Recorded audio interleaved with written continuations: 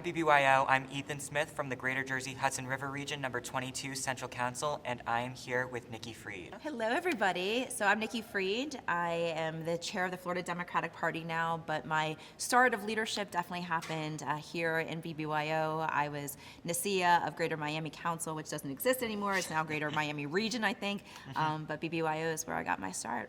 All right, thank you. So, you have practiced law in various capacities, corporate, foreclosure defense, public defense. How do you feel that your legal background informs and shapes how you work in politics and policymaking, and also how does that stem from your time as a BBG? Yeah, so, my legal advocacy work, I spent 8 years in traditional practice of law, as you said, corporate litigation to public defender and then foreclosure defense work. And what I was able to see from each of those different arenas is how government doesn't work, and that the little guy is really taken advantage of by whether it's the big banks and corporations or it is the criminal justice system that really puts people into boxes. And so what it's been able to do is that as I've kind of moved through, I was a government consultant for 10 years prior to running for office in 2018, is it gave me a new appreciation of the impacts laws make on people's individual lives and how that they are skewed so much for big corporations and big America. And so it really has helped me do a lot of that stuff. And when I ran for Commissioner of Agriculture, the commissioner slot is not just agriculture, it's Commissioner of Agriculture and Consumer Services. Oh. So I got to use all of my advocacy work, all of the time that I was as an attorney, and got to go to the consumer protection side of the office. It was part of the qualifications I had when I was running for office. And really all of this stems from BBYO, my passion of Tikkun Olam and to really wanting to heal the world and being part of social justice reforms. That started my passion when I was in high school at BBYO. And so what I learned there, got me to want to become an attorney and then eventually to run for office and be involved in politics to truly change the world. That's amazing. So, how do you plan to address environmental and agricultural concerns, specifically in your home state of Florida, and particularly with climate change and sustainability, using your knowledge throughout your entire career? As 4 years as commissioner, that's what we did every day, creating that balance. Agriculture in the state of Florida is the second largest economic driver. Yeah. We've got 2 million people in Florida that work in agriculture.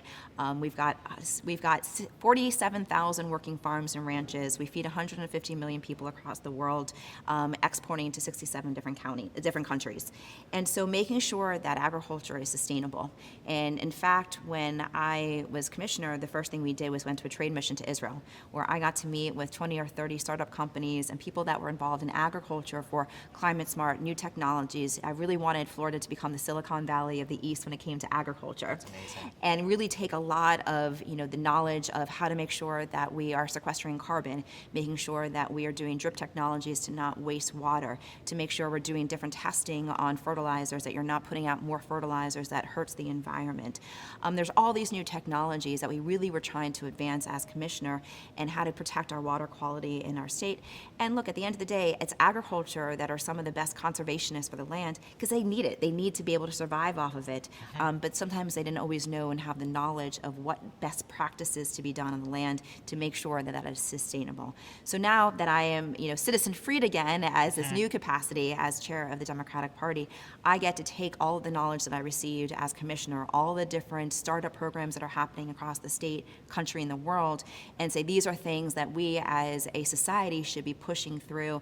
I also get to talk on all these climate panels across the country, helping even the administration on some climate policies.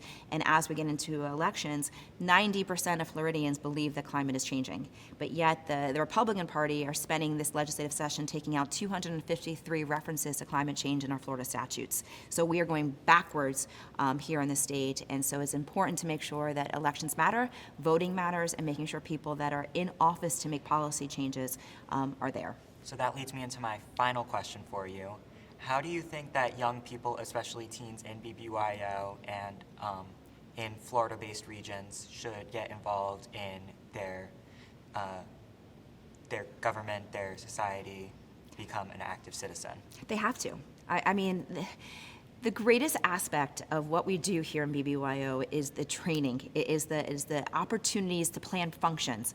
We're the only student-run organization like this in the world. to take those leadership experiences of planning programs. I mean, the first time I built a house was in Habitat for Humanity when I was, was shlicha of my chapter, and so everything comes full circle. And to take that passion and that excitement, started a soup kitchen when I was GMC Nasia my junior and senior year. And that soup kitchen opened my eyes to homeless problems and mental health issues and how we treat our veterans.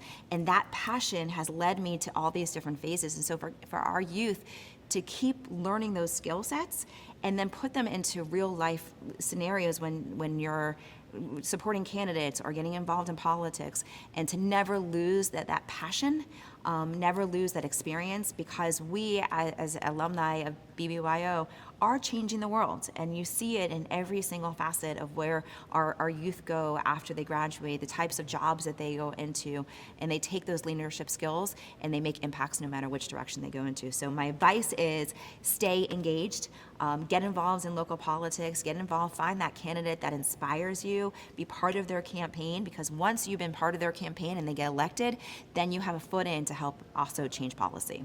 Can you register to vote online in Florida? Yes, you can. All right. And so it's very easy. Go to Supervisor of Elections website. Certainly recommend everybody registering at 17 so that when you turn 18, it's automatic. And here in Florida, though, they continue to change the laws, including vote by mail. So if you have registered at 17, 18, and you're going off to college, it's really, really important to make sure you're getting your vote by mail ballot, because likely you're not coming home for elections unless you change your voter registration to your college town. Either way, making sure that you're registered and that you are voting in every single election from school board all the way up to the president. All right.